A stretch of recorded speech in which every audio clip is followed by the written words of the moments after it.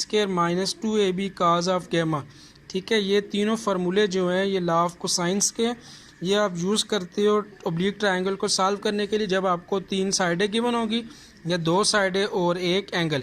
अब इससे आपके पास 3 और फार्मूले भी बनते हैं। और जिस तरह पहला फार्मूला है आपके पास A square is equal to B square plus C square minus 2bc cos of alpha. इधर से अगर आप काज अल्फ़ा के लिए फार्मूला बनाओ माइनस 2bc काज अल्फ़ा को इस तरफ ले आओ तो आपके पास क्या आ जाएगा 2bc cos of alpha is equal to B square plus C square और क्या आ जाएगा minus A square. Minus A square को इस तरफ ए स्केयर को इस तरफ लेके जाएंगे minus A square, minus 2bc को इस तरफ लेके आएंगे तो plus 2bc cos of alpha. इधर से क्या बन जाएगा cos alpha is equal to B square plus C square minus A square divided by आपके पास क्या आ जाएगा 2bc cos alpha is equal to B square plus C square minus A square divided by 2bc। ठीक है, ये जो पहला फार्मूला है आपके पास A square is equal to B square plus C square minus 2bc cos of alpha. इधर से काज अल्फ़ा के लिए फार्मूला बनाएंगे तो क्या बन जाएगा B square plus C square minus A square divided by 2bc। Second फार्मूले से काज बीटा के लिए फार्मूला बन जाएगा cos beta is equal to A square plus C square minus B square divided by 2ac। और तीसरे फार्मूले से आपके पास काज गैमा के लिए फार्मूला बन जाएगा A square plus B square minus C square divided by 2ab। अब ये तीनों फार्मूले ठीक है और उनके से जो आपने एंगल के फार्मूले बनाए हैं ये आपके पास क्या कहलाता है लॉ ऑफ कोसाइंस कहलाते हैं। और ये लॉ ऑफ कोसाइन वाले फार्मूले तब यूज़ होंगे जब आपको ओब्लिक ट्रायंगल गिवन होगी और उसमें या तीनों साइडें या 2 साइडें और उनके दरमियान क्या गिवन होगा एंगल गिवन होगा। ठीक है, अब इससे रिलेटेड एक एग्जांपल है, कहते हैं what is the smallest angle of a triangle whose sides are 25, 18 and 21। ठीक है, अभी तीनों साइडें गिवन है तो ओब्लिक ट्रायंगल है, 3 साइडें गिवन है और इसको सॉल्व करने के लिए फिर आप यूज़ करोगे लॉ ऑफ कोसाइन का ही फार्मूला। अब उसने कहा हुआ है कि स्मॉलेस्ट एंगल आपने फाइंड करना है।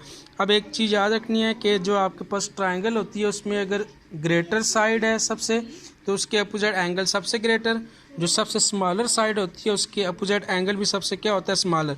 तो पहली साइड को आपने नाम दे देना है ए, सेकंड बी और थर्ड क्या आ जाएगा सी।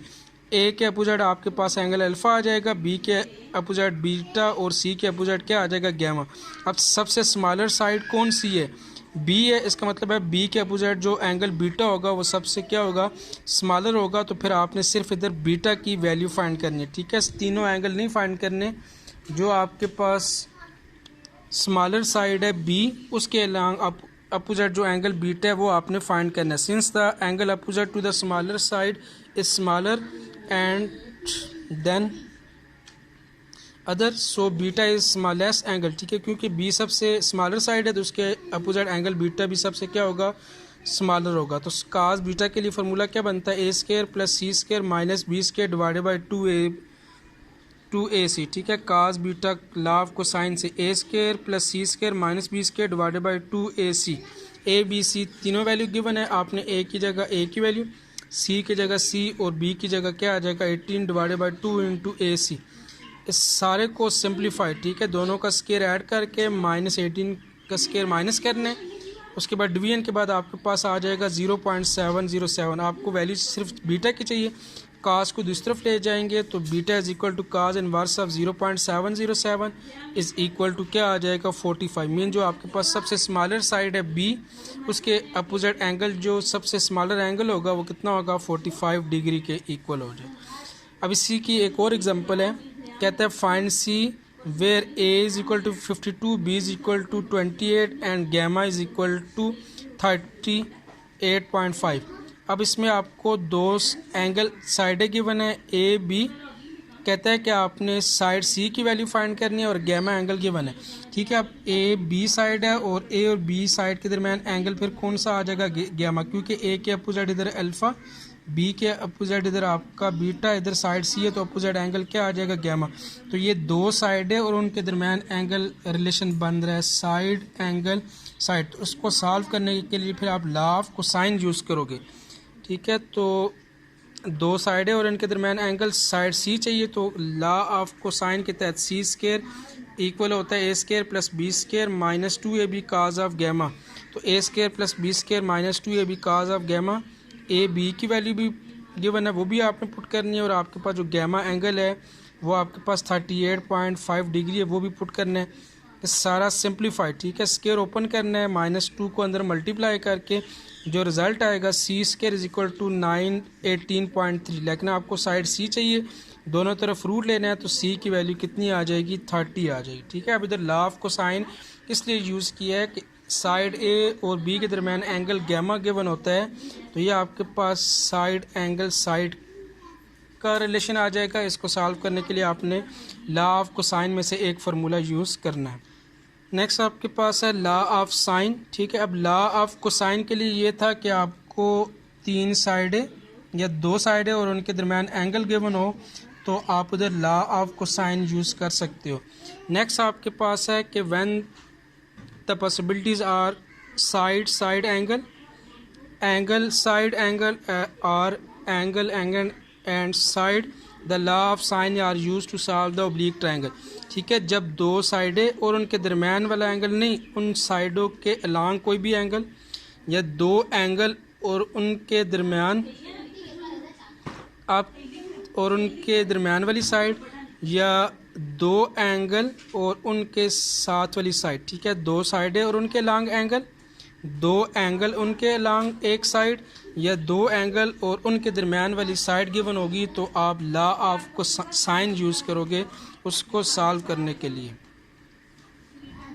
ठीक है। ये केस किस तरह आ जाएगा, फॉर एग्जांपल आपके पास कोई भी ट्रायंगल है,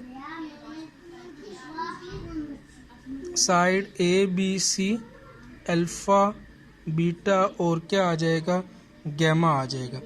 अब इसको सॉल्व करना है, लेकिन केस कौन से होने चाहिए, या 2 साइडें और एक एंगल, ठीक है। 2 साइडें और उनके अलॉन्ग एक एंगल, एंगल 2 एंगल उनके दरमियान साइड, या 2 एंगल के साथ वाली साइड आ जाएगी, तो लॉ ऑफ साइन यूज़ करोगे। अब पहला साइड साइड और एंगल, साइड, ठीक है, साइड ए और बी गिवन है, ठीक है, और इनके अपोजिट कोई भी एक एंगल, ठीक है। ए के अपोजिट एंगल अल्फ़ा या बी के अपोजिट एंगल बीटा, ठीक है। 2 साइडें और उनके अपोजिट कोई भी एक एंगल गिवन हो, ठीक है। ए बी गिवन है तो इनके opposite angle alpha beta, B C given है इनके अपोजिट एंगल बीटा या गैमा। अगर ए सी है तो उनके अपोजिट आपके पास कोई एक एंगल अल्फ़ा या गैमा गिवन होगा, तो लॉ ऑफ साइन। दूसरा केस है कि 2 एंगल और उनके दरमियान, ठीक है, फॉर एग्जांपल अल्फ़ा बीटा है तो उनके अलॉन्ग जो साइड सी है वो गिवन हो, अल्फ़ा गैमा या साइड बी, या बीटा गैमा या उनके अलॉन्ग जो साइड ए है ये गिवन होगी, तो तब भी आप लॉ ऑफ साइन यूज़ करोगे। थर्ड है 2 एंगल और उनके दरमियान साइड, ठीक है। ये आपके पास, ठीक है, 2 एंगल, ठीक है, अल्फ़ा बीटा या ए अल्फ़ा बीटा, या आप नेक्स्ट है 2 एंगल और उनके दरमियान वाली, ठीक है, साइड, अल्फ़ा बीटा, इनके दरमियान आपके पास एंगल अल्फ़ा बीटा और उनके long angle side A, gamma alpha उनके long B, gamma alpha beta या उनके लॉन्ग साइड सी आ जाएगी। तो इनको सॉल्व करने के लिए आप क्या यूज़ करोगे, लॉ ऑफ साइन, ठीक है।